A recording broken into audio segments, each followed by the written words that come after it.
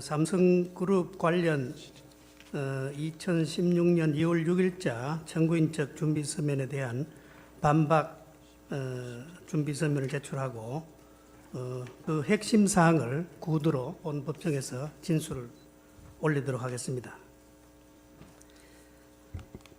피청구인의 대리인들은 본건 탄핵 소추 이후 현재까지도 현재의 심판 대상이나 여전히 심판 대상이나 적용 법조가 특정되지 않고 오락가락하는 바람에 피청구인을 방어하는 데 큰 혼란과 어려움을 겪고 있습니다.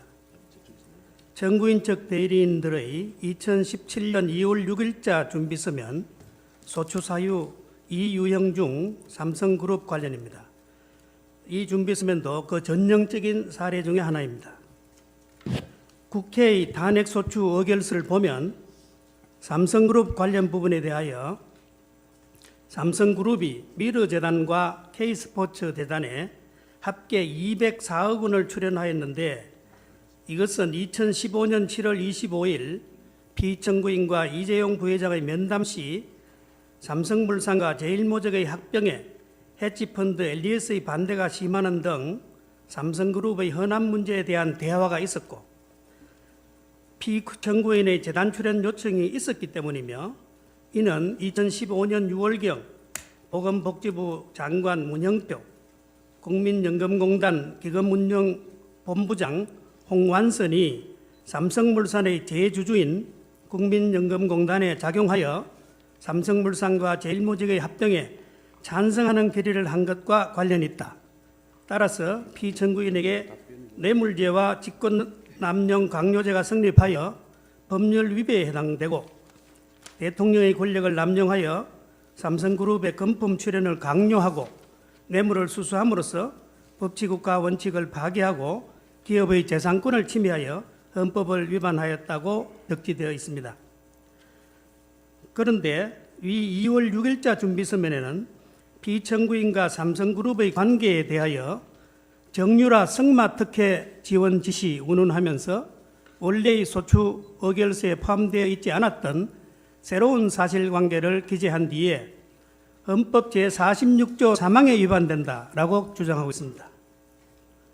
헌법 제46조 3항은 국회의원은 그 지위를 남용하여 국가, 공공단체 또는 기업체와의 계약이나 그 처분에 의하여 재산상의 권리, 이익 또는 직위를 취득하거나 타인을 위하여 그 취득을 알순할 수 없다는 내용입니다. 아마 청구인 측에서는 검찰의 최순실, 안종범에 대한 공소장을 근거로 피청구인을 뇌물죄, 직권남용죄 등 법률 위배 사유를 기초로 하여 탄핵 소추를 하였다가 헌법재판소의 심판 과정에서 뇌물죄 등 범죄 혐의를 인정할 만한 증거가 거의 없다는 사실을 알게 되자 당황한 나머지 당의 소추 사유의 불비를 메우기 위하여 부득이 국회의원의 헌법상 의무임이 명백한 헌법 제46조까지 무리하게 들고 온 것이 아닌가 생각됩니다. 당초에 충분한 조사와 증거 확보 없이 시작된 무리한 졸속 탄핵 소추를 계속 유지하기 위하여 억지 논리로 새로운 법리를 창설하려는 것이 아닌가 의심됩니다. 하지만 헌법 제46조는 문자 그대로 국회의원에게 부과된 헌법상의 의무이고 대통령에게는 우리 헌법이 별도로 헌법 수호 업무라든지 국가 독립 영토 보전 업무라든지 겸직 금지 의무, 평화통일 노력 의무 등을 규정하고 있습니다. 그런데 국회의원에게 부과된 의무가 대통령에게도 적용 또는 준용된다는 규정도 전혀 없는 상황이어서 대통령인 피청구인에게 헌법 제46조 소정의 직무상 의무가 있다고 보기는 어려울 것입니다. 물론 공무원인 대통령에게도 당연히 청렴 의무가 있는데 이는 형법과 국가공무원법 등에서 뇌물과 부패행위를 금지하고 위반 시 형사처벌 또는 징계처분을 부과하고 있기 때문이지 헌법 제46조가 규정한 국회의원의 청렴 의무가 준용되기 때문은 아닙니다. 정부인 척 대리인들이 준비서면에 기재한 사실관계는 객관적 증거에 의해서 입증되지도 않고 설사 그런 내용이 일부나마 인정된다 하더라도 뇌물죄가 성립되지 않는 이상 원래의 소추 사유가 이유 있다고 보기는 어렵다고 생각합니다. 그 이유를 설명드리면 아래와 같습니다. 헌법 제65조와 헌재법 48조는 대통령이 그 직무집행에서 헌법이나 법률을 위반한 경우는 국회가 탄핵소추를 의결할 수 있다라고만 규정되어 있습니다. 그런데 과거 노무현 전 대통령 탄핵 사건에서 헌법재판소는 대통령이 그 직무집행에서 헌법이나 법률을 위반한 경우라 하더라도 대통령을 파면하기 위해서는 대통령의 파면을 요청할 정도로 헌법 수호의 관점에서 중대한 법 위반 또는 국민의 신임을 배반한 행위가 있어야 한다고 하였습니다.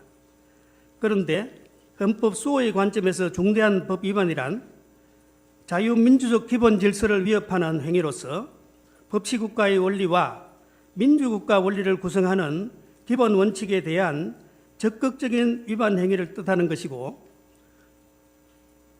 대통령의 파면을 요청할 정도로 국민의 신임을 배반한 행위란 예컨대 뇌물수수, 부정부패, 국가의 이익을 명백히 행하는 행위가 그 전형적인 예라고 하면서 그 사례로서 대통령이 헌법상 부여받은 권한과 지위를 남용하여 뇌물수수, 공금횡령 등 부정부패를 하는 경우라든지 공익실현의 의무가 있는 대통령으로서 명백하게 국익을 해야 하는 활동을 하는 경우라든지 대통령이 권한을 남용하여 국회 등 다른 헌법기관의 권한을 침해하는 경우 등의 대통령이 그런 경우에는 대통령이 자유민주적 기본 질서를 수호하고 국정을 성실하게 수행하리라는 믿음이 상실되었기 때문에 더 이상 그에게 국정을 맡길 수 없을 정도에 이르렀다고 보아야 한다고 판시한 바 있습니다. 그런데 피청구인이 문화융성이라는 정책을 수행하는 과정에서 삼성그룹 등에 대하여 기업의 사회공헌 차원에서 문화 및 체육 분야에 대한 후원을 부탁하여 공익목적 문화재단 법인인 미르재단과 K스포츠재단에 금품을 출연하도록 하였다고 하여 그러한 행위가 자유민주적 기본질서를 역행하고자 하는 적극적 의사를 가지고 있었다거나 민주주의 원리를 구성하는 헌법상 기본 원칙에 대한 적극적인 위반 행위라고 할 수는 없으므로 헌법 수호의 관점에서 중대한 법 위반이라고 보기는 어렵다 하겠습니다. 한편 피청구인의 위와 같은 행위가 부정부패나 국가의 이익을 명백히 해야 하는 행위가 아니면 명백하므로 삼성그룹 관련 소추 사유가 뇌물수수의 법률 위배에 해당한다는 점이 입증되지 않은 이상은 국민의 신임을 배반한 행위로서 대통령을 파면할 사유가 되기는 어렵다고 하겠습니다.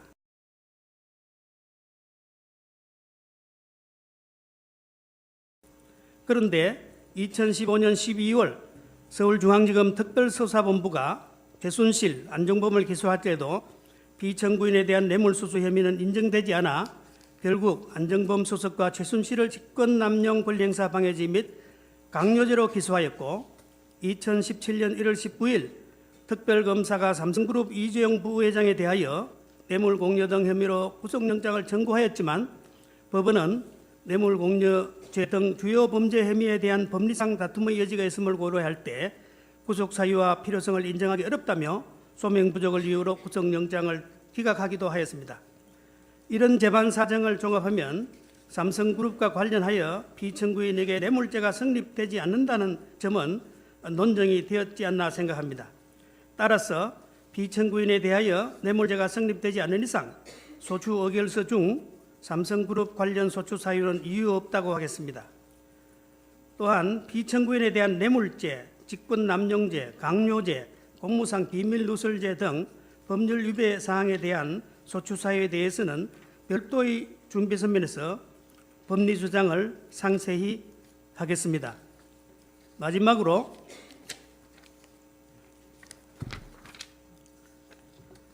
피청구인은 대통령 취임 이후 형제 자매마저 부정부패에 연루될 것을 우려하여 청와대에 출입하지 못하도록 조치하였고 주변 감독에 나름대로 엄정하게 대처하였습니다. 상식적으로 보더라도 1천만 명 이상의 국민들이 직접 투표로 선출하여 대통령에 취임한 비청구인이 가족도 아닌 제3자를 위하여 신성한 대통령의 지위를 남용한다는 것은 상상하기 어렵다고 하겠습니다. 부양해야 할 자식도 없이 대한민국과 결혼했다는 말을 들으며 오로지 애국심 하나로 사심없이 평생을 조국과 국민에게 헌신하여 온 비청구인의 행위에 대하여 그녀의 애국심을 존중하여 달라는 말은 못하더라도 조금은 따뜻한 시각에서 봐줄 필요가 있지 않나 생각합니다. 아무리 권력 주변에 기생하면서 자신들의 이권을 노리며 호가호위하는 무리들이 있었고 그들을 사전에 제거하지 못한 비청구인의 잘못은 따끔하게 나무라야 하겠지만 그러한 비청구인의 가오는 헌법상 임기가 엄중하게 보장되는 대통령의 직에서 파면할 정도의 잘못은 아니라고 생각합니다. 감사합니다.